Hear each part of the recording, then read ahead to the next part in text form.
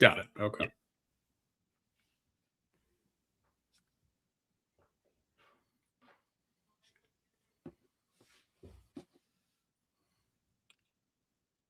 Happy Friday, folks. It is time for the top 10 second basemen in Major League Baseball going into the 2026 season on the Just Baseball Show. Jack McMullen, Peter Apple. We're going to talk second baseman. We also have a couple of things off the top and on the back of the show that I hope you stay tuned for, and a pertinent link in the episode description for that as well. Jacob Wilson agrees to a 7-year, $70 million extension with the Athletics. How about the A's cooking with some gas? We're going to expand on that momentarily. But Peter Apple, who we brought to you by?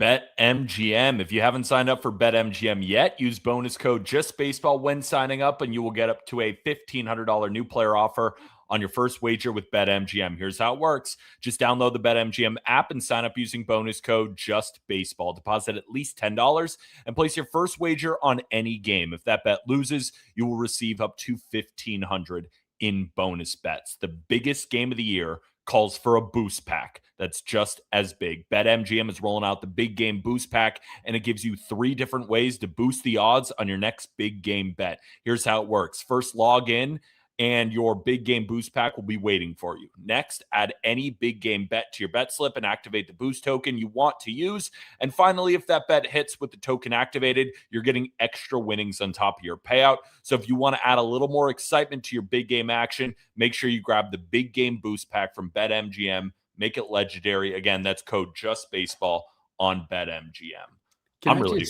Yeah, go ahead. Can I just say, like, the terminology behind some of this stuff just makes me want to jump on this opportunity. Like, I would love to capitalize on a boost pack. That's great. It's like a sandwich that has the word Supreme involved in it. When I was a little fat kid growing up, I was like, I want the Supreme one because that's the most food. And it just seems like I want to cash in on a boost pack. Because we all know what we're talking about with the Super Bowl, but then you add boost pack on top of it, and you start to get hairs on your forearms start to stand up a little bit. Like, you mean to tell me that I can superfy the Super Bowl? Yeah, you can supersize your bets at both McDonald's and at BetMGM. Can I, speaking of McDonald's, can I ask you, is this the Mike McDonald Invitational, or is it more layered? Define that question. Like, is it a Seahawks steamroll, or is it more nuanced than that? Well, you'll have to find out when I release my Super Bowl picks on the Just Gridiron Fans YouTube page.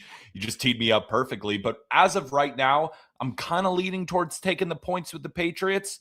But the thing that's holding me back is when it comes to the Super Bowl, pick your side that ends up being the winner. Like, the money line is generally a better wager. Like, if you think the Patriots cover, then you think they probably win. Might as well take their money line. There's a part of me that still feels like the Seahawks win. I also have been wrong on the Seahawks all season long, but now it's time to be wrong on some second base rankings, because that's football talk here on the Just Baseball Show. It's over. Can we address the elephant in the room real quick? Thank you very much, Matthew. Before we get started with the second basemen, can we get an explanation from Peter for his 1B rankings? Your first base rankings were a topic of conversation yesterday. Yes. Notably, you had Freddie Freeman 5, Bryce Harper 2, a couple other weird ones in there. But Matt Olson 7. That made a lot of people upset. 7. Just give me your 30 seconds, say your piece, and then we'll move on. First of all, I hope everybody's watching this on YouTube. If you're listening to the audio after the fact, you're not really getting the full effect here. Before I answer that question, can I ask you a question? Of course. And the reason I'm asking this question is everybody just saw Jack's reaction live here on YouTube, right? Everyone saw it. You saw how giddy he gets when he gets dunk on me. This was you yesterday talking about my first base ranking. So before I even dive into it, and for all those listening on audio, the biggest smile you can imagine. He looks like he's 6 years old, getting ready to open the biggest present on Christmas. Look at him right now. So I want to ask you, is dunking on me a top 5 feeling for you? Because the joy shooting out of your face, I almost want to be on your side because I love seeing you that happy. But then I'm like, wait, he's making fun of me. Yeah, it's a top 3 joy for me in life. I will condense it from top 5 to top 3. In no particular order, love is feeling number 1. Drinking a Portillo's chocolate cake shake is up there as well. And then dunking on Peter. Those are my 3 main joys in life. It's not a bad top 3. Not a bad top 3. All right, so let's explain the first base rankings real quick. Yeah, we're not going to dive into it fully. No, you go. So Bryce Harper, number 2. He is, I think, one of the best bets to finish second in F-WAR among first basemen. And that's what I'm trying to do when I'm putting together my top 10s, my top 20s, is I'm trying to, in 2026, predict the F-WAR leaders. Why do I feel so confident in Bryce Harper? Every single year, it's going to be 30 to 35 home runs with a 135 to 140 WRC plus and pretty good defense. Now, with Freddie Freeman, putting him at 5, I'm just a little concerned about turning 36 years old. I'm a little bit concerned about the Dodgers potentially managing his workload. Sure. And I'm also concerned about the defensive drop-offs that have been happening year in and year out. When I look at Freddie Freeman, I think to myself, this guy's going to hit 280 with 20 to 25 home runs, a good amount of doubles. How many games is he going to play? And is that defensive value going to continue to diminish, which is going to hurt his F-WAR in his age 36 season? That's my only problem. It's literally father time when it comes to Freddie Freeman. But I think the biggest problem people had was with Matt Olson at number 7. When I look at Matt Olson's profile, I look at a guy who has been up and down year in and year out. Great year, okay year. Great year, okay year. And last year, he had that 4.7 F-WAR season. The year before, 2.6. The year before that, it was like at 5. The year before that, it was at 3.1. When I look at all of the first basemen that I've ranked, he's the least consistent. And I don't want to hang back on, well, he's a great defender and he plays every day. I'm taking the better bat and I'm taking the more consistent player. So when I was talking yesterday, when I said Bryce Harper had a higher floor, and everyone freaked out, I understand where you guys were coming from because you didn't understand where I was coming from. Yeah. I even talked with Peyton afterwards. You guys were talking about the higher floor because he plays every day and because of that defense. And while you just have that steady floor, while Bryce Harper has dealt with injuries, missing 20 to 30 games almost per season over the last 3 or 4. Sure. Thing is, where I was coming from, Bryce Harper's floor as a hitter, where I'm evaluating first base the most, has a much higher floor than a Matt Olson, who's been around a 115 WRC plus, 121, and then he has these breakouts, and he just goes up and down. Yeah. So of the 7, he's the least consistent. And what you're saying is your definition of floor changes for the first base position, which is probably the only place that it would change aside from DH, obviously, because DH, it's just offensive output. So I understand where you're coming from, but when I have an opportunity to dunk on you, it's so fun, and I want to do it for a long time. Thank you, Peyton, for this lightning quick edit. It's so much fun dunking on you. And I will tell you, we're going to talk about Jacob Wilson first. Matthew, new top 3 feeling, being unexpectedly convinced by Peter. That's actually a pretty good one. That's kind of a euphoric. I do want to remind some people of some things. Before every season, there's a select people who laugh at my predictions. Yeah. And there's a select people who bet on my predictions. Sure. The people who bet on my predictions end up having more money in their bank account, but then there are all those who laugh at the beginning of the season. Happens every year. I just need you at some point to go into your notes app and find the war bets that we have placed between each other. We've placed them over the years. I'm ahead of Aram too. I got the receipts. We could go through one by one. Recent years, I feel like I'm just absolutely killing. Last year, I think it was like a 4-2 lead you. Okay. Maybe even 4-1. Yeah. But I had the two lopsided wins. I had Junior Caminero slightly edging out Will Wagner in the WAR department. There's some where I get over my skis. Yeah, there are some. I know who I am. There's sometimes I get a little bit overconfident, right? You win so many bets in a row against both Jack and Aram. You start to see, where can I push? Push Will Wagner above Junior Caminero? Not my greatest take. Yeah. Trying to get Jack to laugh, saying maybe the Reds should trade Ellie De La Cruz? Not my greatest take. I'm a human being at the end of the day. Listen, you're one of my favorite human beings. Like, Okay, we've already wasted 10 minutes of people's time. So I do want to get to the extension that we just got to from Jeff Passan. Jacob Wilson signed a 7-year, $70 million extension with the Athletics. And this comes with a club option in the 8th year. Jacob Wilson is yet another young bat locked up by the Athletics. He joins Lawrence Butler. He joins Brent Rooker. And Rooker's not as young as this core, but Rooker is a locked up bat. He joins Tyler Soderstrom. And oh, by the way, Nick Kurtz is one of the best young hitters in Major League Baseball. Jacob Wilson finished second in American League Rookie of the Year voting this past year. Jacob Wilson hit north of 310. Jacob Wilson proved that he can be an average to slightly above average defensive shortstop. There are very few holes to poke in Wilson's game. The biggest one is he doesn't walk. I don't care. Walking is boring. And they clearly are identifying the group that's going to Vegas. And Jacob Wilson being part of that group going to Vegas is really cool. And I've talked about the A's in a bunch of different ways over the last 3 to 4 years. I think 3 years ago when they traded Olsen and they traded Chapman and Manaea wasn't there anymore and Bassett wasn't there anymore. We were looking at them and we were just pissed off because the stadium was crumbling. There was a possum in the visiting TV booth and they were going to move. And like, it was the whole John Fisher beginning of the end type thing. And everybody was just pissed at the Athletics.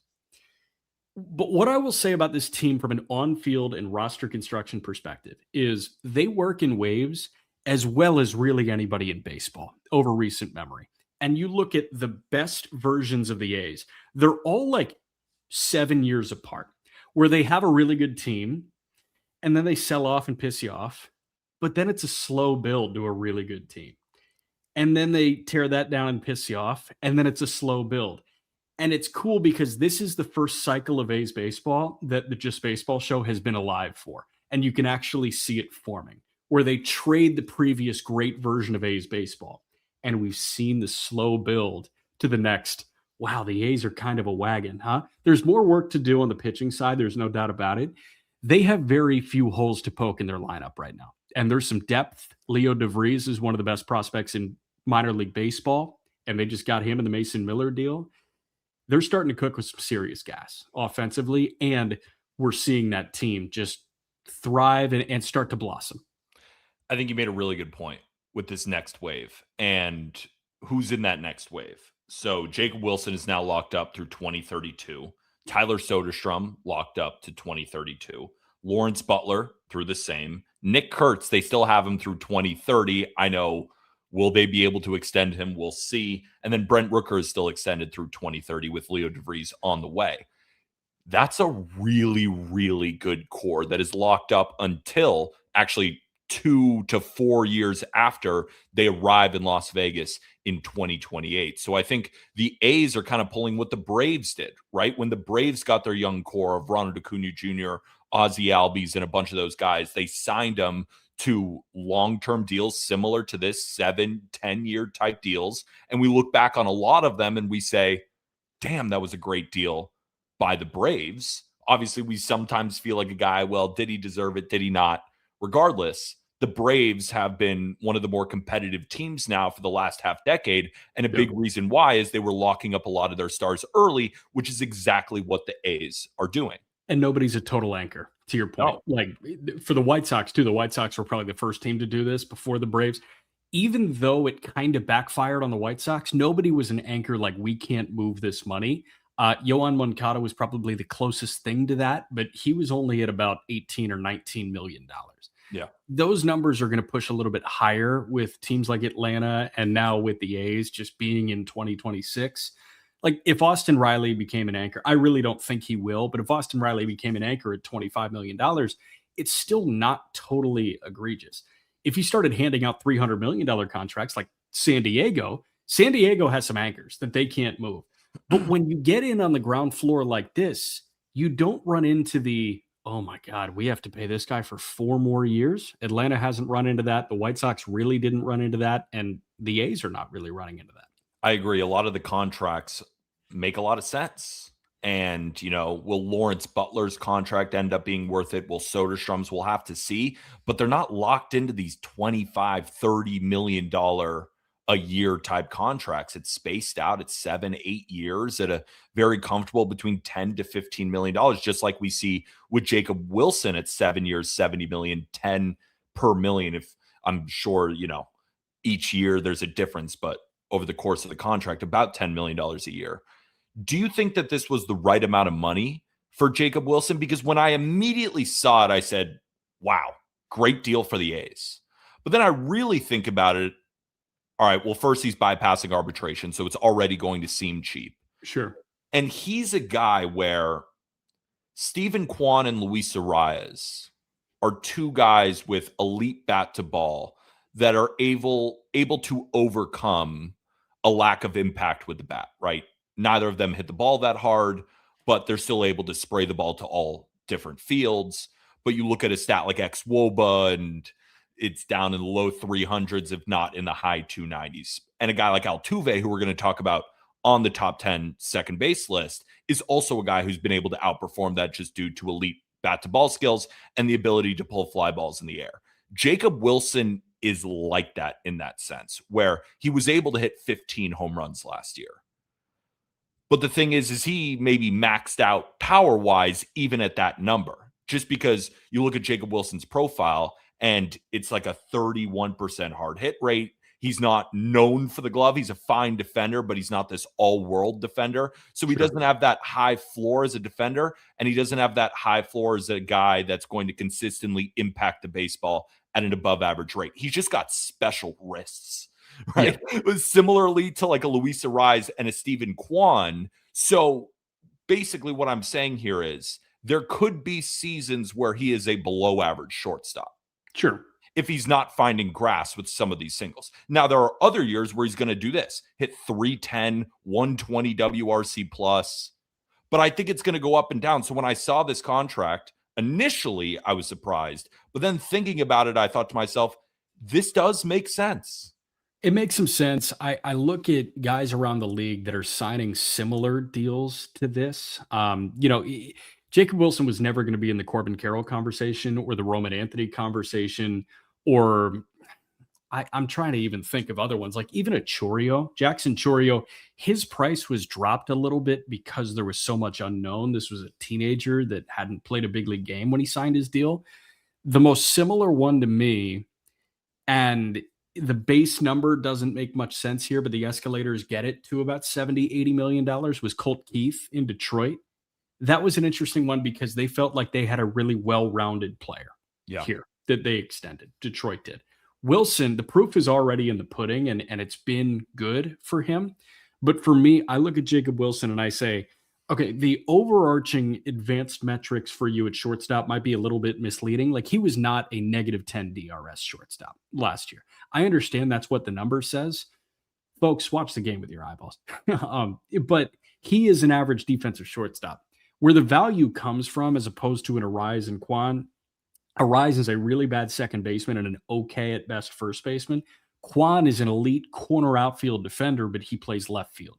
The difference in just inherent value between playing left field every day and playing shortstop every day is drastic. So if you feel like you have a Steven Kwan adjacent bat playing shortstop, for me, that's worth $70 million with a club option for year 8. And to your point, if anyone cringes at what Jack just said about just watching the games on defense, I totally agree with him. Like if you just look at outs above average, he was -2 outs above average, but he was in the 80th percentile of how do they qualify it? Arm strength. I was just going to say 80th percentile of arm strength on Baseball Savant. So I agree with you. I think he is an average defensive shortstop. And if he's able to be the Steven Kwan of shortstops, like, he got a really good player who the A's are getting a really good deal out of.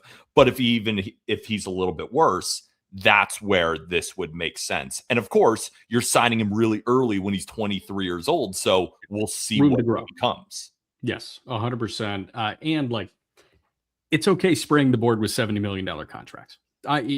If I were running a team in 2026, instead of paying Soto $765 or paying Tucker $240 over 4 years, I would probably think about giving Lawrence Butler $60 million and Wilson $70 million and, seeing what works. Yeah. Trevor Story signed a $140 million contract. Yeah, sure. Okay. I'll take Jacob Wilson. I'll take my Jacob pick. Wilson. I'll roll the I'll dice. take half the price of Trevor Story to see what Jacob Wilson can do for me, and they feel like it's a safe profile. And at the end of the day, the two numbers that matter most to me, this guy was a 3.5 win player and had a 120 WRC plus when he was 22 years old. Love it. Come on, 70 Baller. mil. Baller. All right, we're going to get to the top 10 second basemen in a moment. We will start with the honorable mentions, but before that, we will. Ooh.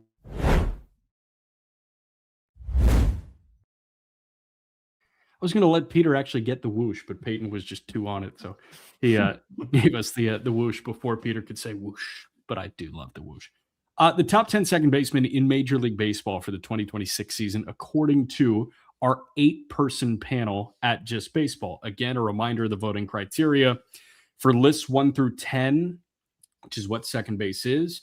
Everybody ranked 1 through 15. Everybody outside the top 15 received a number value of 20. Lowest average score, better ranking you were. So, for example, our number 1 second baseman had a mean score of 1. That means that he was a unanimous number 1 pick. Our number 2 had a 2.875, and our number 3 had a 3. So these are mean scores. Our 3 honorable mentions that we have. The 3 honorable mentions that we've got ahead of number 10, Brandon Lau, one of the newest Pittsburgh Pirates, Luke Keyshaw of the Minnesota Twins, and Ozzie Albies of the Atlanta Braves. Number 1, did you know that Ozzie Albies is a total fish head? Like, he absolutely loves fish and sea creatures. He has a YouTube account dedicated to that and has a 1,000-gallon aquarium in his house or something. I'll find the exact measurement of that aquarium. But Ozzie Albies, big fish guy. If I had known that, I would have ranked him higher. Damn it. Me too. Those are the qualitative arguments that get left in the dead when we talk numbers. I'm totally with you. Ozzie Albies. Here we go. 6,000-gallon fish tank in his home in Atlanta. Yeah, he's top 10. What are we doing? Put him on honorable mentions. Crazy. Albies is a very frustrating player. He had a very underwhelming 2025. Yeah. I understand why Braves fans love him, and I understand why the baseball world continues to appreciate Ozzie Albies. And at the end of the day, we're 2 years removed from this guy being a threat to hit 30 bombs and drive in 100 at second base. That's freaking awesome. The problem is, defensively, it feels like there's some meat left on the bone. Bat to ball, it feels like at this point, there's some meat left on the bone. There's just a lot of shortcomings that are rearing their head year by year with Ozzie Albies. This one makes me just so frustrated. And this is a perfect example of why baseball is so freaking hard. It's such a hard sport to be consistently great year in and year out. In 2023, the guy hit 33 home runs with how many doubles he have? 30? In 2021, 30 jacks with 40 doubles. Since then, in 2 years, it's 26 home runs, 10 and then 16. And his defense has fallen off a cliff. And we're not talking about a guy who's 35, 36, and we're starting to see the decline. These 2 years have been his age 27 and 28 seasons. Damn it. Ozzie, that's your prime. So I don't know what to think. My brain, actually, that's incorrect. My heart thinks he's 30 bombs, 40 doubles. My brain is like, this guy stinks. What do I do? I don't know, because he's such a hard guy to project going into next season. Because would anyone be that surprised if he found it again? And maybe wasn't 30 jacks, 40 doubles, but was 25 home runs and 35 doubles? Defense returned at 29 years old? I think we could all see that. Could we also see that this decline is just going to keep happening and he's now borderline unplayable? I also can see. That's why he's honorable mention, because at his best, he's top 5. At his worst, he's barely making it on our sheet. So the thing that jumped out to me about Albies in 25 that it was cause for concern for me and kept him outside of the top 10, average exit velocity dropped by a mile per hour. It went from 88.4 in 2024 to 87.5 in 2025. But it's the max that jumped out to me a little bit more. Max exit velocity in 2024, 113.7. Little man hits the ball very, very hard. But then in 25, that drops from 113.7 to 109.9. So this guy, like, he's just getting a little bit weaker's not the right word because he's still shy of 30 years old, but it just seems like he's not drilling the baseball like Ozzie Albies could. And when Albies and Acuna were running in lockstep at the top of that lineup, it was both of them having the opportunity to just hit the living crap out of the baseball. And it feels like Albies is not that guy right now. And that's a super important point because that's what made Ozzie Albies a top 5 second baseman. It's not like he was this otherworldly defender. He's not on the base pass stealing 30 to 40 bases. This is an extra base hits monster in his prime. And again, what is prime anymore? Like 2 years? I don't know, because this is supposed to be his prime. So the lack of impact is incredibly concerning. Now, we both know he's had injuries. But after 2 years, we have to look in the mirror and say, how impactful are these injuries? Now, could he bounce back next year? Sure. But it's hard to jump in the water with him and say, yeah, I'm going full bore with you. Jump in the water, fish guy. Real quick, while I let Podcast P hop in here and say his piece on Ozzie Albies, because I know he's like a very complex character in the eyes of Peyton Genus. Albies, like, I don't know, man. It's a tough one for me to understand. Peyton, what you got? So honestly, Albies wasn't necessarily the reason I wanted to hop in. For some reason, this crop of honorable mentions was the most interesting to me. Sure. But I will speak on Albies first because you teed it up. It's in 3 of the last 4 years, he's had a below average WRC plus and or OPS plus. In 3 of the last 4 years.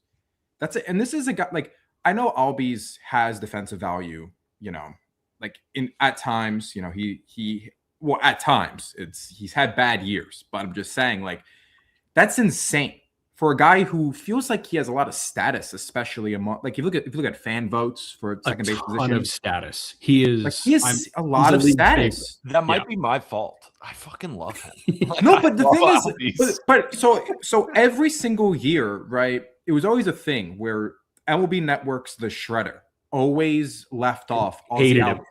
But it never really made sense. And I'm not saying they were right for doing that, but it was always such a big deal when they did, because everyone was like, oh my God, how's Albies on this list? And like in their recent fan vote, I think he was 7, if someone could fact check me on that.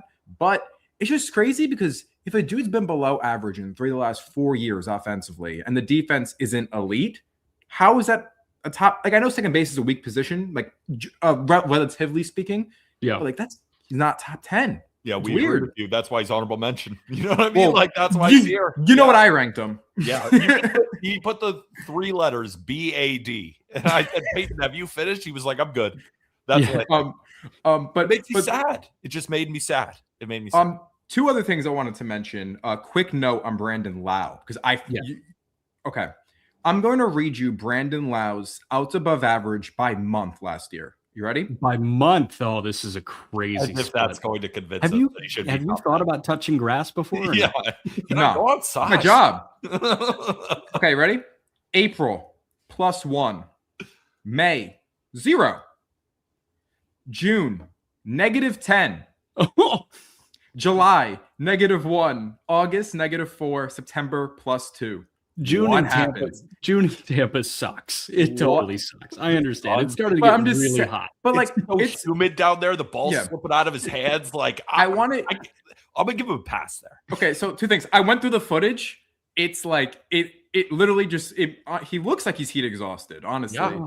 Second thing is that it made me think about this interesting discussion, how we're so willing to label guys like, and I understand there's a key difference, but like, we're willing to label guys as inconsistent hitters, but we don't really give that grace to like inconsistent defenders.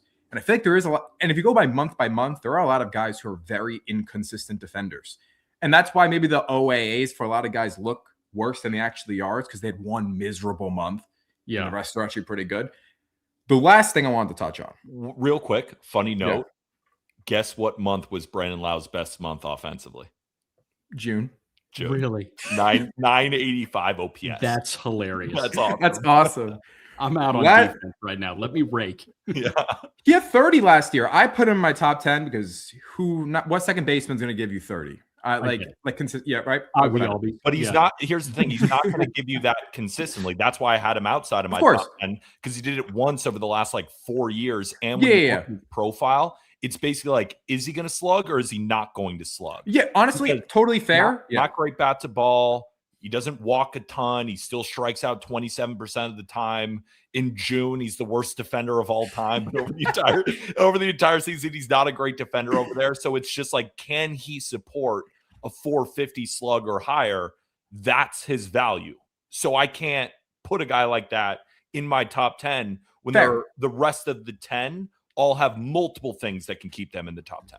Yeah, fair. One last thing, and this is for Pete. And by the way, this is not supposed to be a gotcha. I'm genuinely interested because it's fun. No, yeah. I just want to give that context because I don't want you to get angry at me. I'm not a dunker. I'm not trying to posterize you. The people want to see me get angry. You have to. I'm not trying to posterize you. Friendship and do it for the program. Jack does it every day. I got it. Okay, I got it. I'll do it. Okay, ready? Yes. Go ahead. So as a guy who's always like, I need to see it again and need track record. Yes. Why are you so high on Luke Keyshaw? That seems hypocritical. So I think the way you frame that could be understandable to someone who can add, right? Go 2 + 2 and 3 + 3. When I'm saying I'm not going to put a guy as high, it's in relation to the other guys on the list, right? For example, I'm not going to be as high as putting Nick Kurtz as the second or third best first baseman over guys like Devers, over guys like Harper, who have been doing it year in and year out. I'm willing to put Luke Keyshaw above a guy like Jackson Holiday, right? If I'm looking at my list right here, who is 8 for me? Well, 8 was Jackson Holiday. Well, I don't really want to give away the list, but it's like every guy behind him is either over the hill, 35, 36 years old, or is also really, really young and hasn't proved a lot yet either, or is just not all that great. So that's how I can contextualize it, where I'm not going to shoot Nick Kurtz up to 2, but I am going to put him above Matt Olson. That's how much I like him, right? I am going to put Roman Anthony over some corner outfielders I think are elite, but I'm not going to race them to the front like everyone tried to do with Wyatt Langford last year, where they were trying to buy in on all of his MVP tickets. He was one of the most bet players to win the MVP last year on BetMGM. I'm doing that this year. Too ahead of themselves on the youngest players on the board when they see an elite rookie season. So that's why, again, I'm a little bit lower. But when you look at the second base rankings, I love him. Very high. Right? He is very high. And maybe I'm even a little bit too high on him, but that's how much I like him. Right. Yeah. No. I don't know. I'm not he didn't make the top 10, so not really spoiling it. But everyone else basically had him in honorable mention range, except Jack. Because our whole crew here is very bullish on young guys, which I love. Like, I love talking about young guys. But instead of Luke Keyshaw, when he fucking raked. I know. And he's raked at every level. Keyshaw was interesting to me, and it was probably like, I will allow you guys to dunk on my second base rankings because there's one that jumps out and it's pretty egregious and it's near the end of the show. It's like one of our top guys at second base. But I will be willing to eat my crow there because I have like an explanation there for you. And I gave it to Aram and he was like, "You're just a hater." And I kind of be a hater, I guess. But for me, like that last honorable mention spot and the 12 to 15 range was me just kind of calling shots.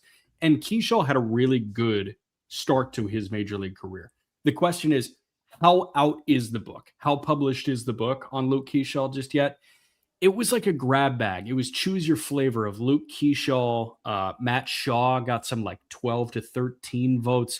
I had JJ Weatherholt 10. Matt McClain, or you want to bounce back? That's insane. That's fair. Actually, I didn't notice that. I was calling out. Has not played a game yet, and you had him higher than Bryson Scott, who's put up 10 F4 over the last 3 years. This guy could win National League Rookie of the Year, man. He could, but we have no idea because he hasn't played a fucking game in Major League Baseball. I forgive you. I forgive you, Pete.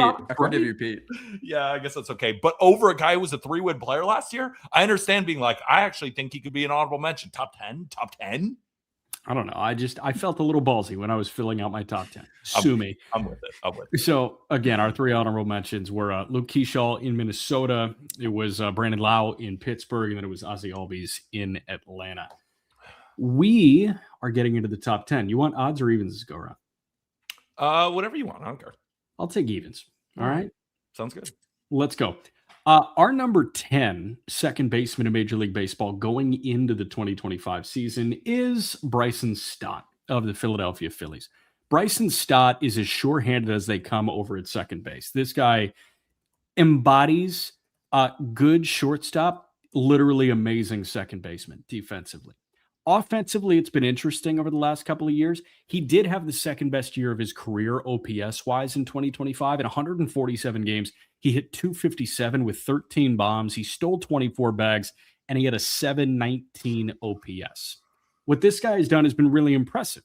He's still trying to get to that 2023 mark where he was a 4-win player, and it looked like he was a future top 5 second baseman in the sport. He hasn't gotten back to that by WAR output, by elite defensive output, by home run output. I don't think, right? He had 15 homers. He hasn't matched that just yet. He was like that well-rounded version in 2023. He's still a damn good baseball player, and he's an incredibly valuable piece of what the Philadelphia Phillies need to do. It just kind of seems like he is in that tier 3 of second baseman in baseball right now. Yeah, when you look at where everybody ranked him, I ranked him 10th, as did Fink. There was a couple of 9s out there. Peyton was the high guy at 8, and you and Aram were the low guy at 11. And we've been doing these rankings now for a while. And we started, it was just you, Aram, and I kind of doing our own mean score. I much prefer this democracy. It's no, I'd prefer got 8. Well, I'd prefer just me, but I guess, we'll hang out with the rest of the top 100 players is for. Yeah, that's what it's for. I feel like you and Aram have this blind side for a guy who comes up and plays really well when he's young. Bryson Stott, 4.1 F4, right? Then you guys get high on him. And then in year 2, which happens to a lot of young guys, falls a little bit. And then he kind of falls off your guys' radar. And then in year 3, can bounce back to a 3.1 win player, have an incredibly high floor due to the defense, due to his ability to steal 25 to 30 plus bases. And you said his home run output wasn't matched, but 15 to 13 put up the same WRC plus as he did 3 years ago. Yeah. I feel like what we know now is maybe he's not a 4-win player every year, but is he settling into the high 2s, low 3s when it comes to F4? Absolutely. That's why I thought he was a definitive top 10 second baseman. Like after him is where I started to kind of, maybe take some shots or a little bit. But I just feel really good about Bryson Stott being a really solid player and having that high floor. Yeah, I feel like my shot was best embodied by, I think JJ Weatherholt's better than the 3 F4 guy. And you and Aram are very aligned. And you guys, that's the great thing about this show is you guys call so many young guys who end up exploding. The problem is if they explode and then they don't do that well in year 2, you're off. Both of you are out. I mean, it's the Andy from Toy Story meme. I don't want to play with you anymore. It happens to like every young guy. That's again why, like Roman Anthony, Nick Kurtz, everybody's rushing to go bet them to win MVP. It's like in year 2, it's a lot harder. And then in year 3, bounce back as a 3-win player.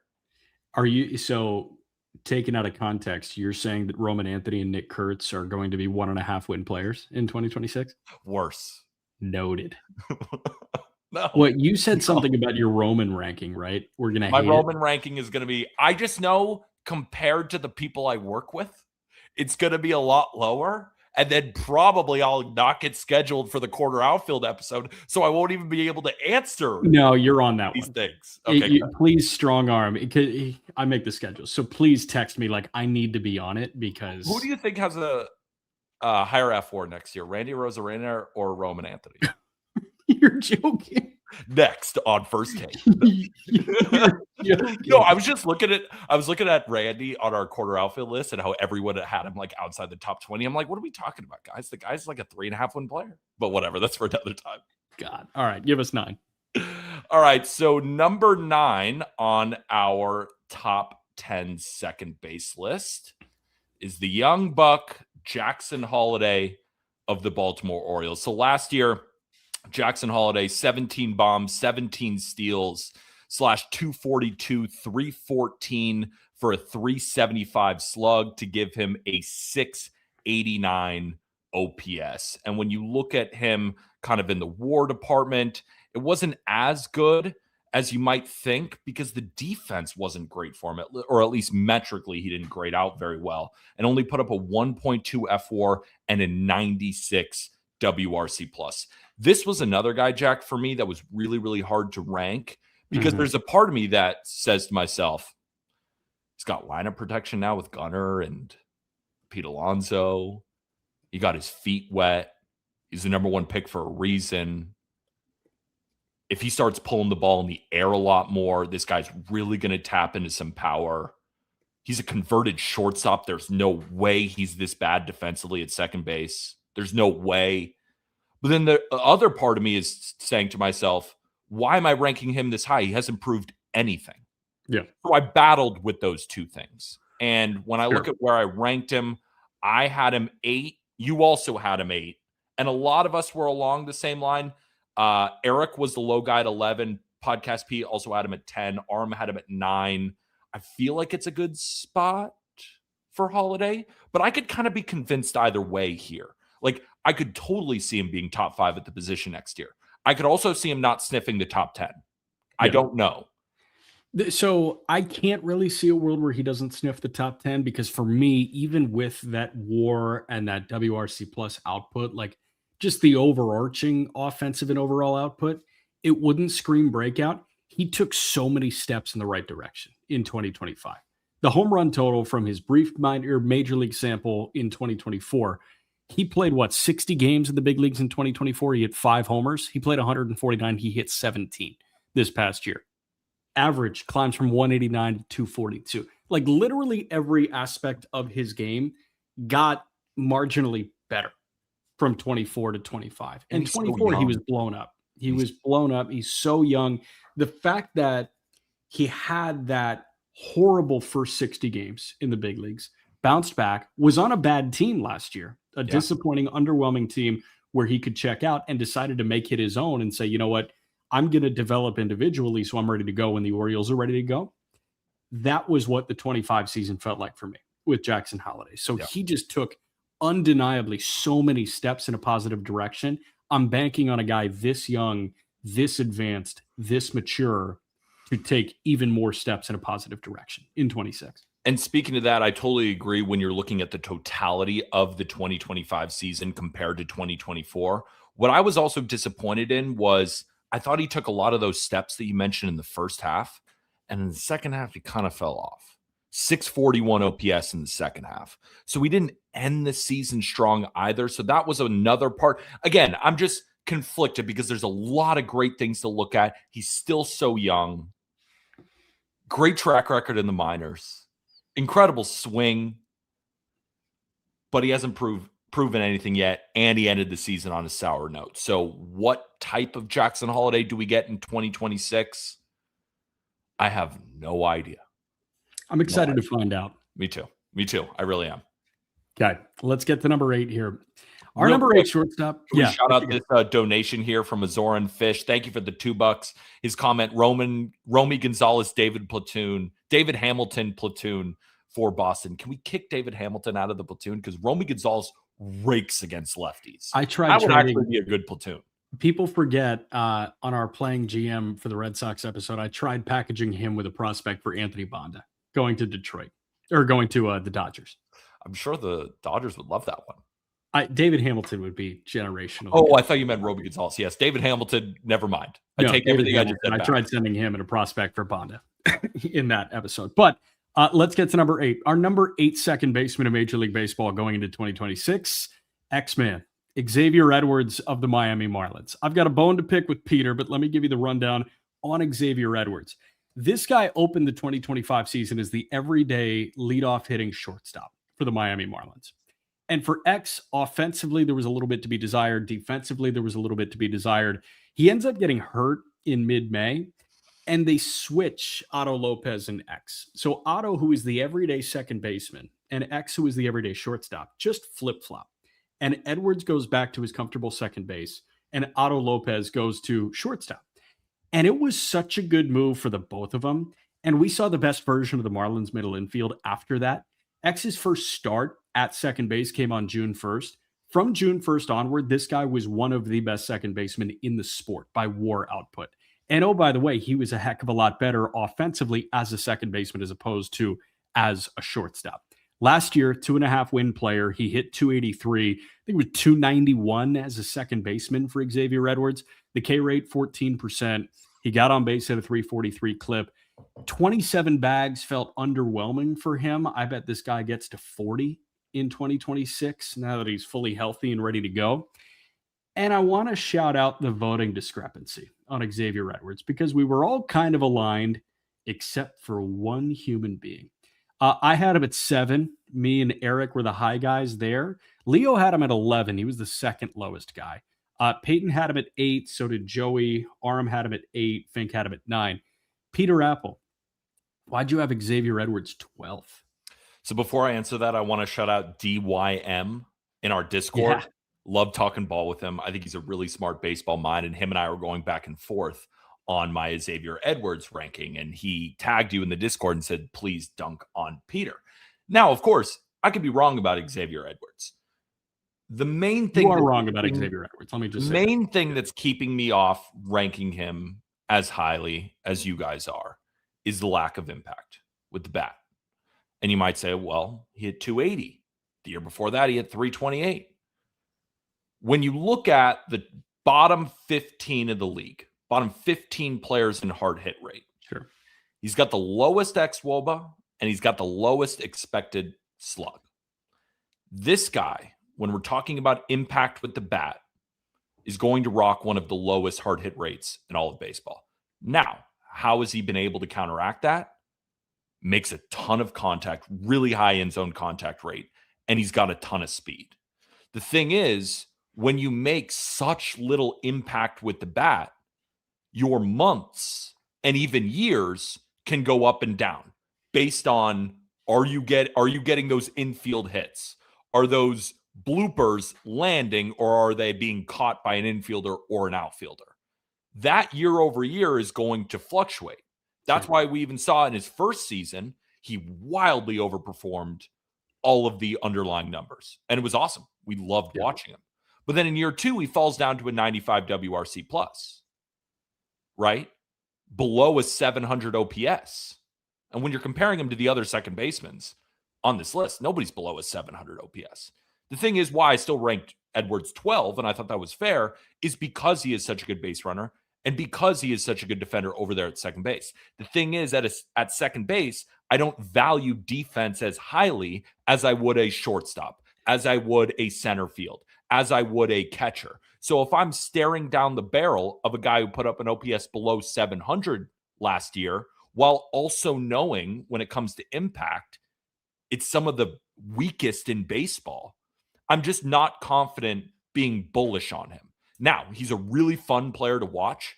This is one where I kind of hope I'm wrong, because when he is spraying the ball over the field and he's affecting the game all the time on the bases and making really good plays at second, I'll think to myself, what am I doing ranking him 12th? But I'm worried about the valleys. The valleys where you look at month by month, it's a 600 OPS with no impact, right? And then he's not getting on base because he doesn't walk a ton. So he's not even able to steal those bases. That's why he's not stealing as many bases as we think, because he doesn't get on base as much as we would like. So again, it's a volatile profile and you're riding the wave at the top. I'm not so sure where I land. So a couple of clapbacks there. Number one, it will also be more enjoyable for you if X is awesome because you listen to every single pitch of Marlins baseball for 162 on the Marlins radio network. I already do that. Yes, already do that.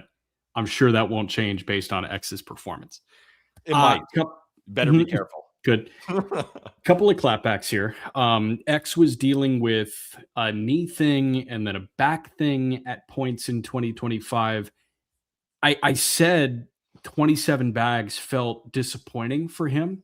I think it was. Yeah. This guy in 70 games in 2024 stole 31 bags, and he was a high efficiency base stealer. If Xavier Edwards is fully healthy going into 2026, and by all accounts, he's a full go, why can't this guy steal 50 bags?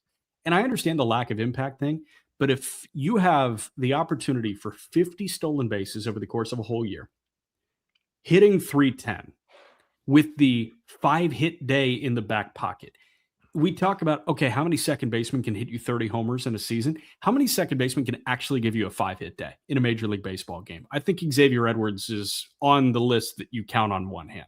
He has that kind of microwave get going. Oh, he hasn't gotten out in 3 days type of thing. And that is excitement. The other thing that I want to point out, I'm with you that second base defense is not as valuable as shortstop defense or center field defense or catcher defense. But if you have an elite defensive second baseman, that does wonders for your overall defensive identity. And X in the scope of the Marlins is really cool because X and Otto as a middle infield tandem, I think is up there with Dansby and Horner. I think X and Otto as a middle infield tandem defensively is one of the best in Major League Baseball. Last year, DRS leaders at second base. Nico Horner finished with 17 DRS. Xavier Edwards was second with 12 DRS. Horner played over 1,300 innings at second base. X played 814. So about 500 fewer, and he still accumulated 12 defensive runs saved. This guy, from moving to second base, was arguably the best second base defender in the game. So for me, it's the overwhelming sense of safety and knowing that I either have a hot leadoff hitter or a very flammable, in a good way, 6-hitter here that can play an elite defense and steal 50 bags over the course of a season. I think that guy is firmly inside the top 10. Yeah, I think that's the bullish case for Xavier Edwards, right? You talked about, let me acknowledge, I'm going to be bullish. Every single Marlin, I'm going to be bullish. Right. There's a lot of our writers are Miami based, right? Aram is bullish on him too. Like, it's understandable because when you watch him, it's really, really exciting when he's playing well.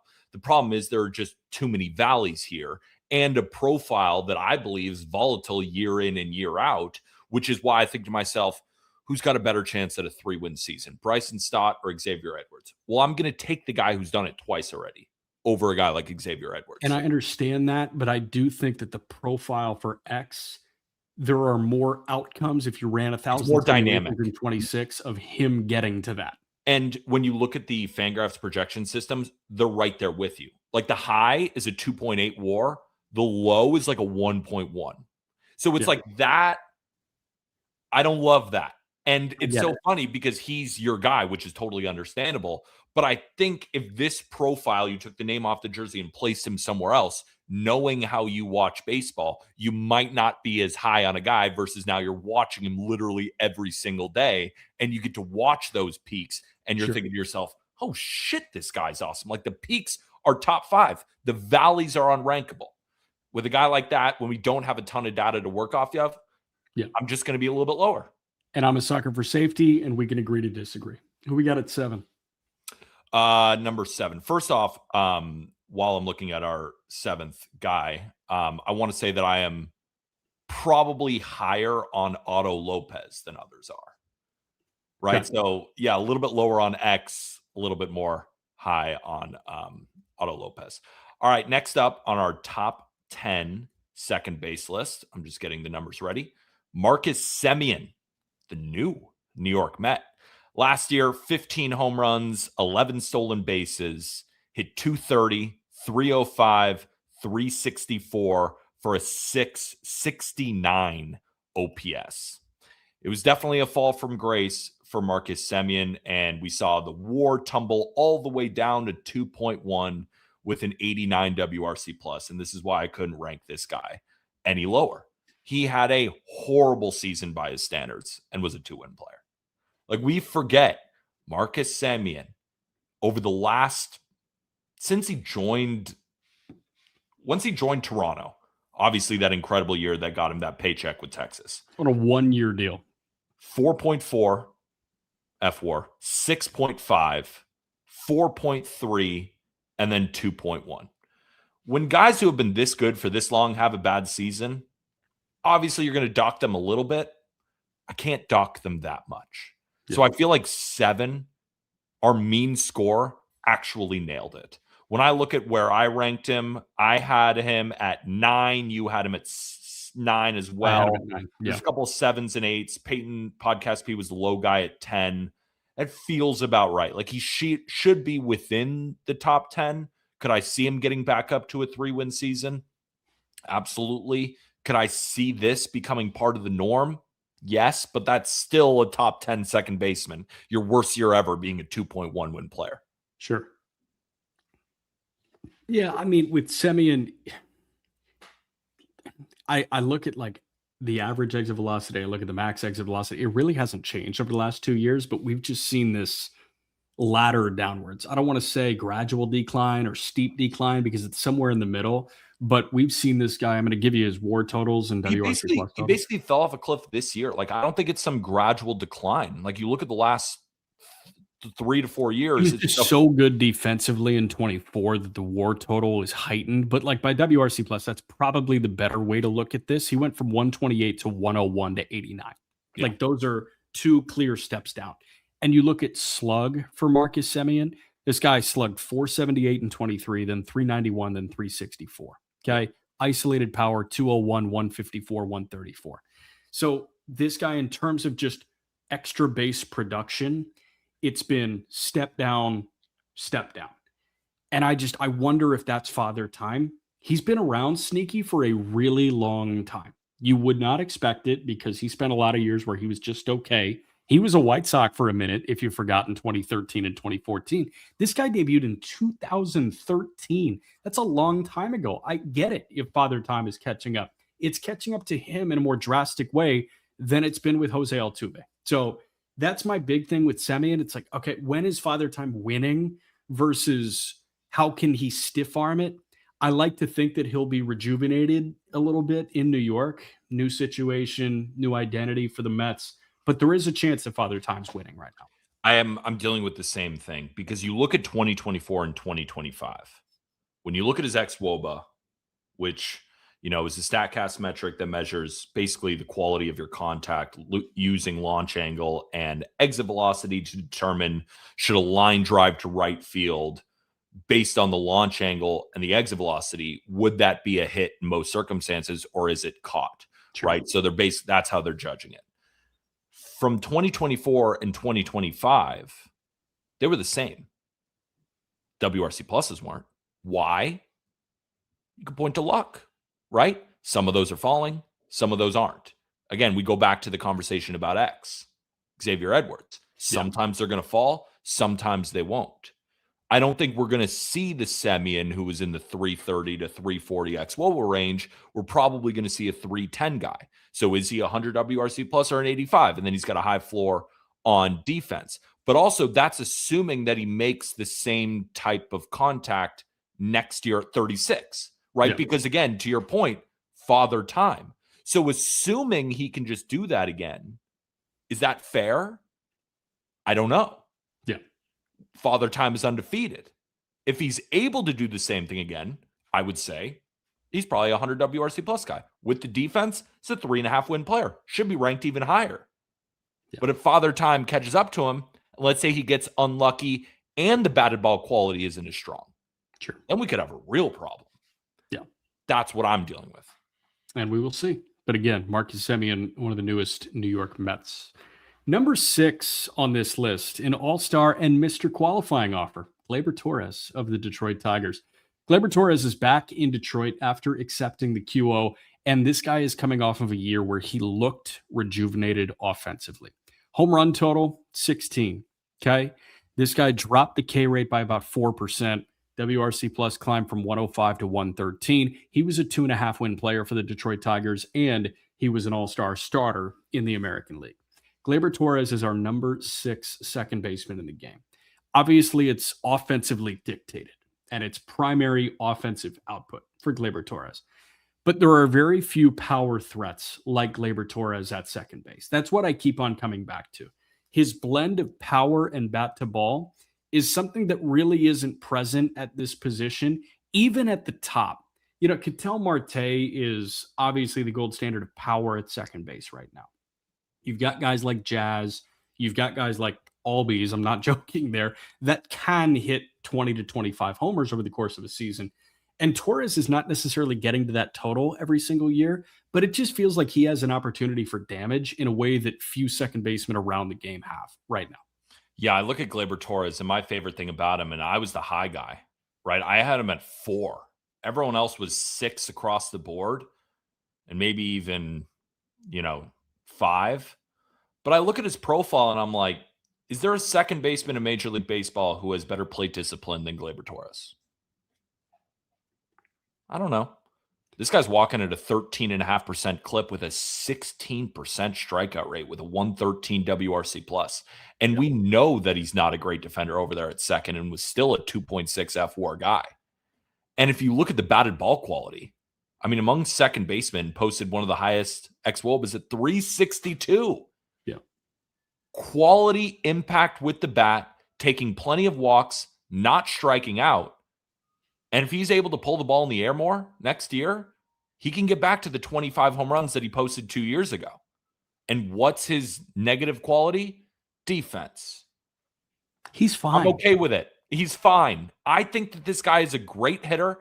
And I think this is another one of those players that kind of just gets lost in the weeds a little bit, right? He's not signing a big multi-$100 million deal. He's not this fun up-and-coming prospect where you can dream on. He's just a really good hitter year in and year out. Yeah. And we're 2 years removed from him being a 3.7 win player when he was a fine defender. Can he be a fine defender?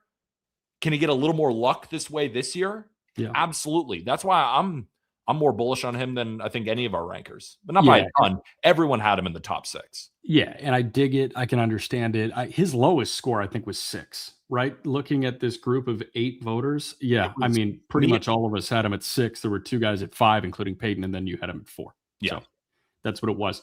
All right, we're going to get to number 5 in a moment, but I'm going to beat Peyton to the whoosh.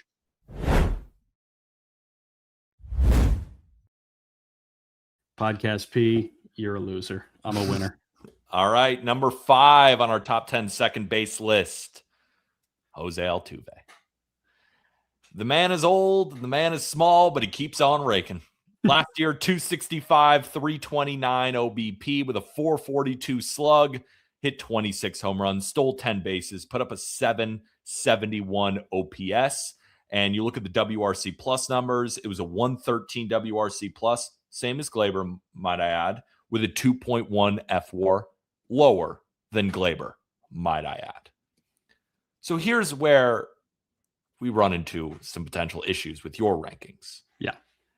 I ranked him 6th. Yeah. There's a lot of 5s and 6s across the board. You're at 4, which I understand. Yeah. And it's not about ranking Jose Altuve at 4. It's who's behind him. So let's save that. Let's save that for that. Yes. Yeah, I want to hold this conversation until we get to him because again, I'm gonna wave the white flag on that one, and I'm totally ready to do that. Come on, you can't wave the white flag before we even debate. That's fine. All right. You know what? I'm strapping it. Let me get my mean mug face. That's like in a political debate. Like someone goes back, he's like, I don't even know the answer to this one right now. Like I'm out already. And you're like, it's like Old School. President? You've seen Old School, right? Yes, great movie. Okay, so in the debate portion of them trying to get their frat back on campus, right? Will Ferrell just has this word vomit experience, and then James Carville, who's obviously a professional political talking head, the Raging Cajun, it's like, I have no response. That was perfect. Oh yeah, I'm ready to do that. I'm totally ready to be James Carville in Old School for this. But what I will say about Altuve is he's Jose Altuve. I know. That's why similar to Bryce Harper for you. He's Bryce Harper. I'm totally with you. And Altuve is just, he's one of those living, breathing, God among men type players right now. He's a brain breaker. He breaks your brain. He's overperformed every single underlying metric for his entire career. And yet walks in 25 jacks and is good. And the thing for me is it's not like he sucked last year. To your point, he was a 113 WRC. Yeah. If he was a 90, if he was a below average hitter, it would be way easier for me to put him 5 or 6. But I just couldn't because he was still an above average hitter and he's Jose Altuve. And again, that's why I ranked him at 6, right? I'm not saying that Jose Altuve should fall out of the top 10. Yeah. I just look at his underlying metrics, and at some point, something's got to give, because he's never been a guy who's hit the ball that hard. But last year, I mean, his average exit velocity was 85.1%. Or 85.1 miles an hour. Hard hit rate was 30.9%. I mean, those are bottom 10 percentiles in the league, right? And he's not a good defender anymore. And he's also not impacting the game on the base pass all that often. He's in the 35th percentile of base running run value, and he stole 10 bases last year. So it's really, is this guy going to be able to pull fly balls in the air in order to get that 25 home runs, in order to raise the slug? And I'm probably until proven no. At 36, I'm just like, at some point, it's got to give. And I think it's this year.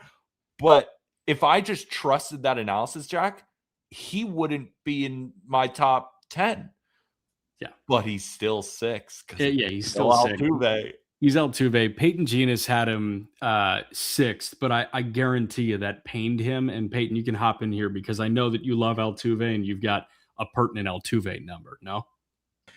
Indeed, I do. And indeed, I do. I like that intro. Indeed, I do. This is one of my favorite stats that I have on any player, and I just fact checked it, so that means it's true. So since integration, 1947, if you're not familiar, there have been, what's the exact number? Let me get it. 500 home runs from players 5'6" or shorter. Exactly 500. And that's Jose Altuve's height. Jose Altuve has 255 of those, which means, math-wise, he has more than every other player his height or shorter combined since Jackie Robinson debuted. That is so cool. Yeah. He breaks brains. Like, that's a stat that breaks brains, and he's been doing it for years and years and years. And could he do it again next year? Of course he could. Is he going to doubt him? Is he the greatest short king in baseball history? Yes. Yeah. I think you could say. I mean, no, definitely. Yogi Berra is the greatest short king in MLB. How tall was Yogi? Wasn't he 5'7"? He's listed at I think you go Yogi on that front. But Yogi won 3 MVPs. Yeah, you go Yogi on that front. 10 rings for Yogi. Okay. I will say, and I'm gonna ask you guys: can you name the guys behind him on this list of short kings, of the home run leaders since integration, 5'6" or shorter? Well, I know Xavier Edwards has 4 home runs. Yeah, but he's not. He's like normal height. He's like 5'9". I didn't know that. Okay. I'm gonna skip the second one. It's Freddie Patek. I don't think you guys are getting that. This one guy played from 2001 to 2010 on the Angels, Diamondbacks, Padres, Cardinals, and Blue Jays. And the next guy played from 2016 to 2024 for the Orioles, Cubs, Astros, and A's. David Eckstein. Yes. Wow. And Tony Kemp. Oh, slam dunk. Let's go, man. Slam dunk. Sorry, Peter, you're victim. Why am I there? I didn't even get a chance. He dunked. I wanted to show you it. That was elite ball knowledge, Jack. Had a baby. Thank you. I appreciate it. So that's the good stuff. David Eckstein, like he was the first short king. I remember 7-year-old Jack was enamored with David Eckstein. I was like, he can bend over like that and he can shrink his strike zone like that. He was the classic piss off pitcher strike zone guy. I swear Yogi Berra would have been your favorite player to ever live. If we re-rolled the clock and got you out to a 1950s Yankee game, he'd be your guy. Yeah, I think so too. All right, we're going to get to number 4 here, and the conversation centers around number 3, but number 4 I am incredibly high on. Yep. Number 4 is Bryce Terang of the Milwaukee Brewers. Terang had votes that ranged from 5, you were the low guy at 5, to 2. Me, Fink, and Eric all had him at 2. What Bryce Terang did this past year was absolutely sensational. This guy was one of the spark plugs for the best team in baseball. He is a Platinum Glove Award winner. He got MVP votes, and in 156 games, he hit 288 with 18 bombs, 24 bags, and a 794 OPS. Turang is, if you turned all the sliders up on Stott defensively, where you took a really good defensive shortstop and you turned him into maybe one of the best defensive second basemen in the game. He was the best defender in the National League in 2024. For some reason, the advanced metrics did not love him to the degree that they loved him in 2024. But Turang was still, because of the offensive surge and the 124 WRC plus and the slug elevating about 100 points, a 4.5 win player in 2025. Bryce Turang is a freaking dog. And I don't have much beyond dog and aura, but Turang checks a lot of those boxes. So here's my issue. It's not with Turang. It's where he's ranked for you. And I don't want to give it away yet. So right now, I just want to talk glowingly about Turang until we get to that player. Sure. Because Bryce Turang, yes, defensively, he didn't grade out as well as clearly he did in that 2024 season when he won the Platinum Gold Glove. It was 7 defensive runs saved last year at second base, which is still very good, but it was -1 outs above average. Range wasn't there for him this year, at least by that metric. Could he bounce back next year? Of course he could. It's Bryce Turang. I still believe he is one of the better defensive second basemen in baseball. But I think that's where we separate. The way you were claiming where there's really nobody better than him versus I'm saying he's a very good defensive second baseman, but there are a lot of guys in his league when it comes to defense. When it's right, I don't think there are. The numbers would disagree with you. I know. Yes, which is fine. But that's where we separate. Bryce Turang last year, going into the season, made a swing change. When you look at his 2024, I was actually, watching some replays of it. He's very closed off and he's choking up on the bat. So anything in on his hands, he wasn't getting to. And then in 2025, he opened back up. His hands got a little bit higher. He wasn't choking up on the bat. And then he really started leaning into the power. And what came with that?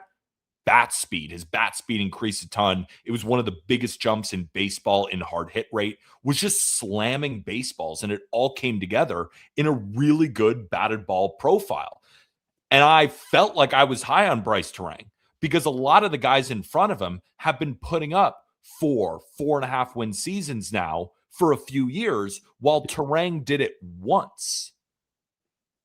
Again, I climb back to let me see you do it again versus guys who have been doing it. And this is another part where I talk to you and Arm about this. It's like you fall in love with a guy who does it once, and then you're like, I'm going to capitalize on it. Are we saying Bryce Turang's going to get better?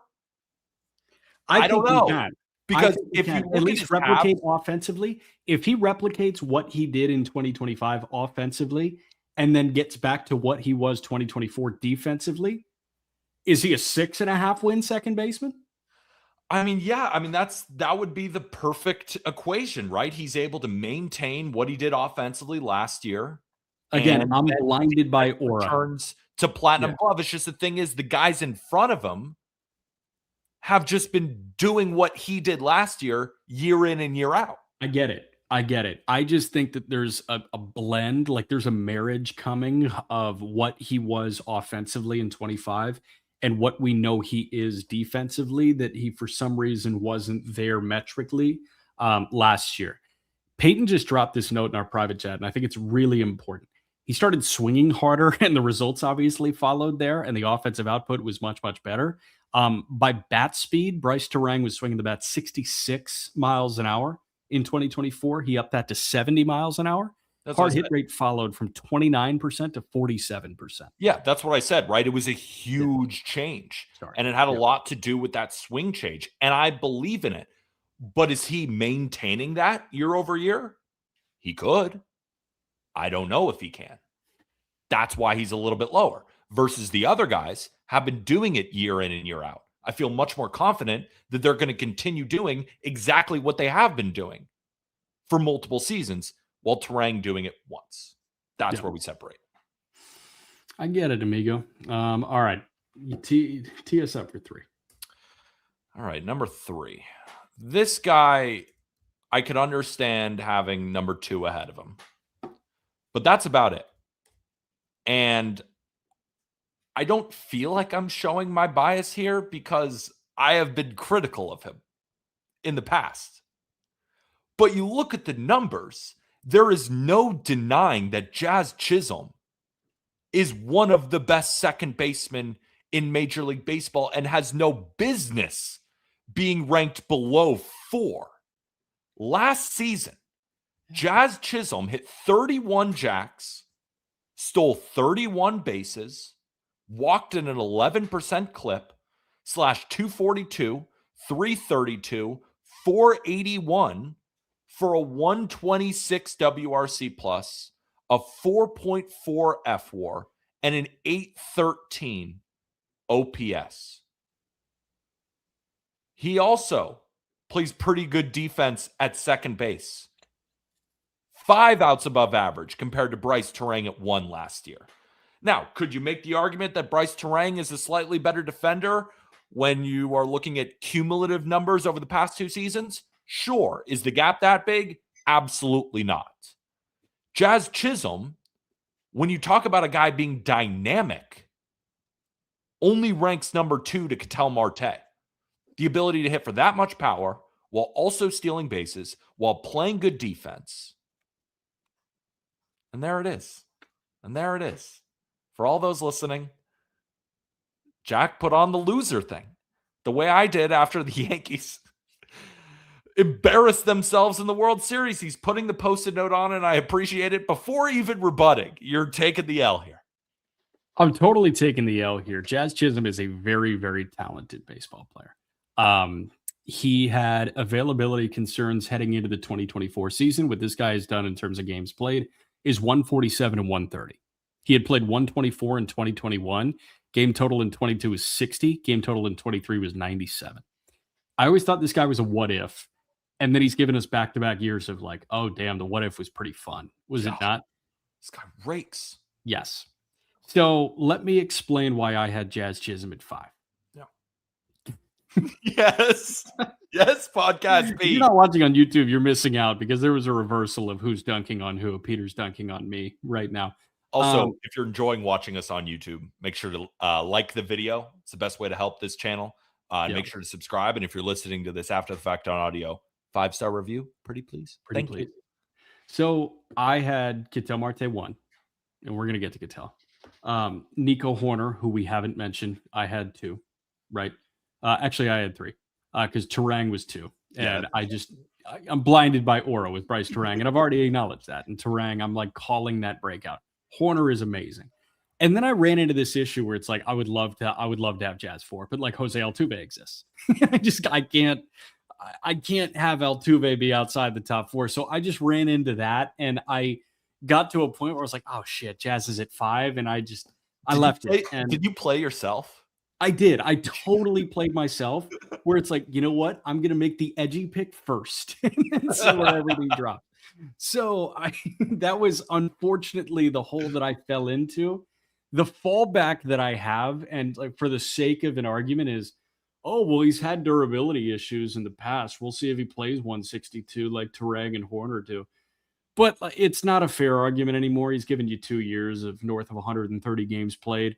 He was a 30-30 guy last year and a 4-win player. There's no argument for me. So I slapped the loser thing on before I even opened my mouth. I just told you what a stubborn person would say, but I'm not stubborn. I've worked on that. So I like to think that we're, in a good spot, and I'm a loser because I just couldn't drop Altuve any further. I get it. I understand. We've all been there. Buying into some of the guys who have just been unbelievable for our entire lives. And it's hard to drop them off because in the back of your head, you got that little devil saying, that little 5'6" demon, what if he's back? What if he's still really good? I don't know. Because do you want to doubt him? Right? I learned firsthand doubting Freddie Freeman in the 2024 World Series. That didn't go well for me. When the guy's ankle looked like it was blown clean off of his body. And yet the guy still won World Series MVP. I get it. It happens. But here, my biggest thing, should we just get to number 2? Because I think with Jazz, it's simple. It's back-to-back 4-win seasons. You get the best combination of power and speed among all second basemen outside of number 1. We almost when we rank players 1 through 100, we almost don't count Shohei, and we almost don't count Ketel Marte. Yeah. when it gets to the best. Outside of Ketel Marte, he's the best combination of power and speed while playing well above average defense at second base. Yeah. 4.4 win season in 130 games. So Come on. It's funny. Jazz got more 2 votes and Terang got more 2 votes than our number 2 guy. But again, we're going by average score of 8 voters. So I'm going to take the Post-it note off now. Our number 2 guy is Nico Horner of the Chicago Cubs. And before we actually give you like the nuts and bolts and the stats of Nico Horner, I just want to run you through the voting breakdowns. So again, Terang, he got 3 second place votes from our 8 people. Jazz got 1, 2, 3, 4 second place votes from our people. Nico Horner got 1 second place vote. But the difference is literally everybody else ranked him 3rd. So the average score was just going to be lower because everybody agrees that Nico Horner is a top 3 second baseman in the game. Terang and Chisholm were much more volatile than Nico Horner. Nico Horner has one of the highest floors in Major League Baseball. And Yep. I don't think that's hyperbolic saying it. This guy has given you 4 years of the same damn thing, and it's awesome.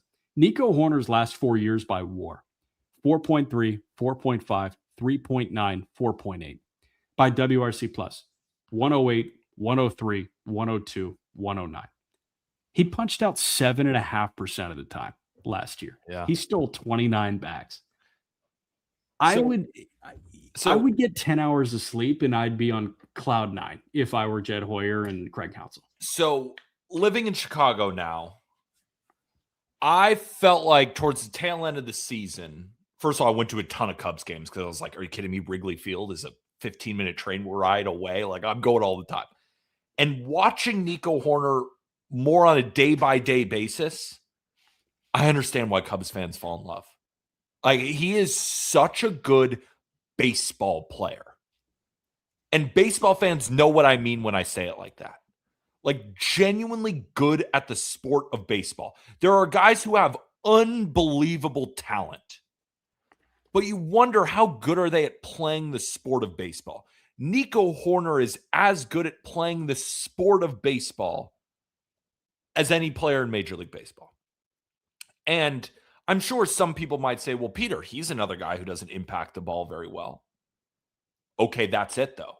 And how does he maintain a 4-win season? By being unbelievably elite at everything else. Talk about a guy who swings and misses less than basically anybody. Talk about a guy who plays defense as well as anybody at the position. Affects the game on the bases as well as anybody in baseball. And when he does hit the ball, he's getting the most out of that power. Albeit it's not very much, but he's so good at baseball that he's able to get the most out of those inefficiencies. So while with some players there is, well, he hasn't shown it enough. There's a lack of impact with the bat. How good is he really on the base pass? How good is he really defensively? How much power does he really have? Those are all questions. With Nico, I have 0 questions except pure impact with the bat. And even over that, 4 years, it hasn't stopped him. That's what I was going to finish with. Over 4 years, it hasn't stopped him from being a 4-win above average bat every fucking year. Well, and along that line of thinking, it's not a question anymore. I just know it's not there, but I don't care. I'm fine. Yeah, I don't care. I know who he is. 9 homers, I'm fine. I know who he is. I know he's a 720 to 750 OPS guy who's fantastic at everything else on the diamond. I know it. And that's why I could not imagine ranking Terang over Nico. Because everything Terang did this year, I know he displayed more power. But it's like, you hope it all comes together and he's Nico Horner every year. And Nico Horner already is Nico Horner every year. You hope he's Nico Horner with it, but it's different because of the bat to ball blend, the power blend. Like, you hope he's Nico Horner defensively and he also can hit 20 to 25 jacks. And that's like a different beast. Yeah. No, I get that. That could be a different beast, but he's got to show it. I get it. And even with, right, like Terang's year last year, he was a 4.4 F-WAR guy. Nico Horner was a 4.8. like, so he was even better than Terang's breakout year. Yeah. Like, you're like, oh, Bryce Terang could be a 5-win player. Nico is. No, I mean, Terang could be a 6-win player. That's my argument there. Maybe, yeah. Everything has to go perfect. Well, but again, Nico just does it every year. His gravitational pull has me enamored, and I'm all the way in on Terang. Before we get to number one, Peyton has a Nico note. Hop in here, Podcast P. What you got on Nico Hoerner, good sir? Something good? Oh, real quick before Peyton goes, you have to explain the lack of Donovan. He was number one on our utility rankings list, which I think we've all agreed we want to can for next year to stop doing utility rankings. So, yeah, Donovan would be well within this top 10. We love Brendan Donovan. He was number one in our utility rankings. So that's why you aren't finding him on this list, because he's on that list. So that's it. So the thing with Nico Hoerner, I find it really interesting. And I know we are a F War podcast. I understand that we are an F War podcast. I kind of like. I've read my contract. I've read my contract. I like legally obligated to use F War. Well, I like B War when it fits my narrative. Yeah, of course. So and guess F War is a better stat. B War. Guess what I'm about to do? You need something extra. You're going to fit your agenda with B War. That's awesome. Fit my agenda with B War. Yeah, which is not really fitting my agenda. I think this is really interesting. Since 2010, or actually to really fit my agenda, since 2011. Yeah, I'm in. Nico Hoerner is the only player to have a 6 B War with single-digit home runs. Whoa. Isn't that the perfect encapsulation of being such a good baseball player? This century, only 3 players have had a better B War than Nico Hoerner's 6.2 in 2025, where he only had 7 homers with single-digit homers. And, of course, 2 of those seasons are by Ichiro Suzuki. Oh, damn. All right.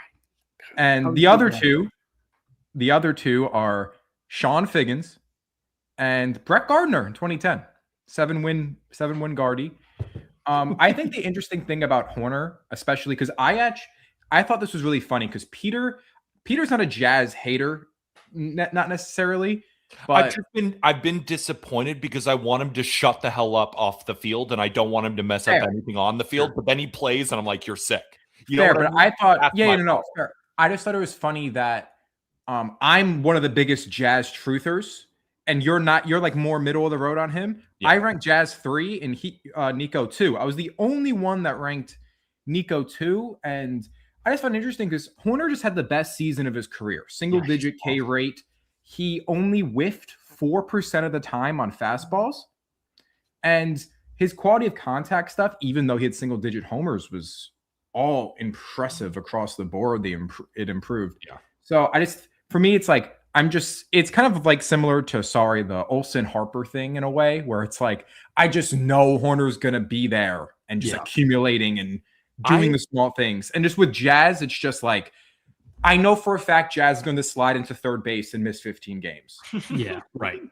Like, I just know that. And I'm literally one of the biggest Jazz truthers in the game. And the one way I was trying to justify putting Jazz over him was like, since Jazz stepped foot in the Bronx, he's been a superstar. That has been true, but Hoerner, since Jazz became a Yankee, has a better WAR, F WAR. So this is I'm using my narrative again, but in the flip side, and I just feel like Hoerner's just so safe. So this is the part where I actually really appreciate the democracy, because when I was ranking them and I was trying to decide between Jazz and Nico, I was like, okay. If Jazz plays 155 games next year, I think he'll have a higher F WAR than Nico. I agree. So that's why I went with it, because over the last 2 seasons, right, it was a 3.8 for Nico, then a 4.8. For Jazz, it was a 4.0 and then a 4.4. So they were very, very similar, right? It's the difference between 0.2. And if you look at the F WAR definition, they always say like, there's a delta of half a WAR where it could be anybody's ball game. So that's why I was like, all right, it's so close. I think Jazz has more upside, but damn it, if Nico is any lower than 3 on anybody else's list, I'm going to freak out, because to me, it's so clearly Cattell 1, and then it's Jazz and Nico boxing for 2 in a great, what's that like? I'm not a big boxing fan. What's like the middle? Is it middleweight?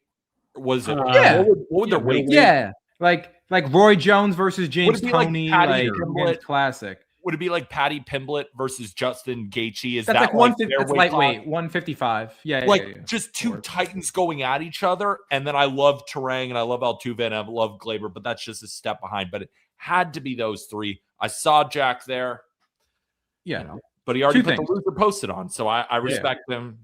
Two things, Pete. Just transparency to the viewers, especially on YouTube. Jack missed the email. Oh, sorry, Peter missed the email where we're wearing black sweaters on today's show. Me and Jack clearly got that email. You missed it. Hey, what are you talking about? We're black. And second, I do agree with you. When I opened the spreadsheet, I immediately did Cattell 1, Jazz 2, Horner 3. And then I was like, wait. And then I thought about it and I flipped it. So I actually do tend to agree with you. I don't mind it, but the safety of Horner. I think those definitively have to be the top three. And if you want, if you want Jazz over Nico, I agree with you. If you want Nico over Jazz, go ahead. I don't think you understand. I'm calling shots. Terang 2, Weatherholt 10. I'm calling shots. Stott not involved. You can take some. Is it time to talk about one of the freakiest freaks in Major League Baseball now with the number one? Yes, our consensus number one, might I add. Yeah, no doubt about it. It's freaking Ketel Marte, who's just so freaking good at baseball. He's so good at baseball. Every Arizona Diamondbacks fan is just thanking the Lord above that he did not move. 28 jacks last year, 283 average, 376 OBP, 517 slug. His 893 OPS was down from last year at 932. And last year he hit 36 jacks. I mean, this guy is like everything you could imagine Jazz could be at his amazingest peak, which doesn't even make sense. The last two seasons, it's been a 152 WRC plus, 145 last year, 6.3 WAR, 4.6 last year. And I know there will be at least one Cubs fan who comes into the comment section and says, Nico Horner had a higher F WAR. You're right. Nico Horner was awesome last year, and we love Nico, but there's nobody even close to as talented as Ketel Marte at the position. Like, he's in a tier above. Nobody else is a game wrecker like Ketel Marte. And we talk about edge rushers in the NFL being game wreckers, like Myles Garrett is a game wrecker. I think baseball, it's harder to define, but I look at Jose Ramirez and I see a game wrecker. I see a guy that can change a baseball game by himself. They're down 3-2 in the eighth. I'll go yard. You know, they're tied. Yeah, I'll hit a double, steal third. Yeah, he can put up a great AB and smash a single the other way on top of it. Yes. Like, it doesn't have to be just power or nothing. Right. For me, like, Ketel is not the player Jose Ramirez is. Don't get it twisted. But I view Ketel Marte in a similar light in terms of, like, everybody else could be sucking right now, but Ketel Marte can keep you in a baseball game. Literally. And there's just nobody else on this list that can do that.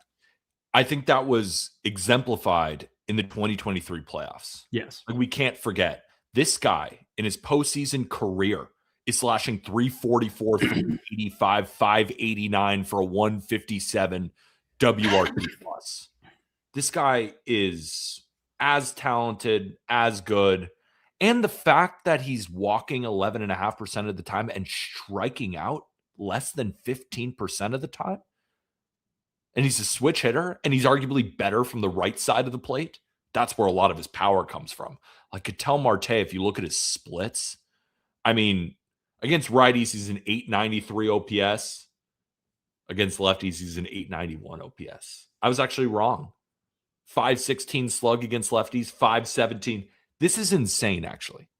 This is the definition of a switch hitter. Against lefties, 277, 375, 516. Against righties, 287, 376, 517. He's so good. He's so good. He's unbelievable, man. And he is without a doubt the best second baseman in the game. Absolutely. There's nothing else to say. Nothing else. You got anything else or no? No. I've got our last word. I've got our last word ready to go. Our last word. It's really, really important. And just thank you to everybody listening. Yep. So we got really unfortunate news yesterday. One of our own, Emily Walden, who does a great job writing for us at justbaseball.com. Unfortunately, her cancer has returned. Emily was initially diagnosed with cancer in 2022. I got to meet her in person for the first time in 2021 when I was in Fort Wayne. This is just a wonderful human being and an incredibly talented and great writer that we have at justbaseball.com. And unfortunately, the cancer is back. We're going to drop a link to the GoFundMe in the episode description. And if you wouldn't mind just giving it a read, it kind of sheds some light on who Emily is. And the GoFundMe is supporting her battle with cancer again. So really brutal news, but this is where you see the good in so many people, especially around this industry as well. Like you've got people donating. There's a list on the GoFundMe of people that have donated. There are some baseball media dignitaries that have already done it. This is your opportunity for the baseball fan circle to come together and support someone that means a ton to Just Baseball and means a ton to the baseball community and the baseball writing community. And Emily, obviously, everybody at Just Baseball is rooting so hard for you, and we're going to be doing everything in our power to help you along in this journey. Yeah, everyone's rooting for you constantly in our thoughts and in our hearts. And I made a donation, and I hope everybody can too, using the link in the episode description. And Emily, if you're listening, just keep fighting, right? And we're behind you every step of the way. Just amazing. So again, Emily, we're thinking about you, and we're here to support you on this journey as the cancer has come back. So Emily, we're thinking about you. That'll do it for our show. Again, top 10 second baseman in Major League Baseball. Every other link you need is in the episode description, but be sure to click the most important one in the episode description. So absolutely. Hope everybody has a great weekend. Yeah. And with that, thank you, everybody. Have a great weekend.